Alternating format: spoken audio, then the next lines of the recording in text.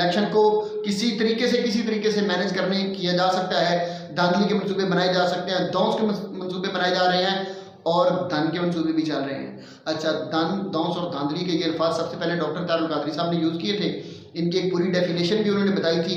मैं बारी बारी एक एक अल्फाज में इसका जिक्र कर देता हूँ। दौंस का वो कहते हैं कि बदमाशों के जरिए, धन से वो कहते हैं कि पैसा बांट कर, पैसा किनको बांटना होता है ये आपको भी पता है, और धांधली आपको पता है कि फिर वोट के अंदर ऊपर नीचे इधर उधर की चीज़ें करके की जा सकती है। तो ये सारी प्लानिंग मनसूबाबंदी की जा चुकी है। मियां नवाज शरीफ साहब बजते हैं कि पाकिस्तान तहरीक इंसाफ को 25 से ज़्यादा सीटें ना दी जाएं।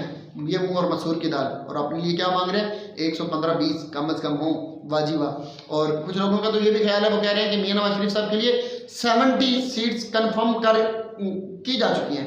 एनीवे, ये धांधली, दौंस और धन के नतीजे में ये चीज़ें की जा सकती हैं, और तो इसका कोई तरीका नहीं है। एक इम्पोर्टेंट बात जो मैंने आपसे शेयर करनी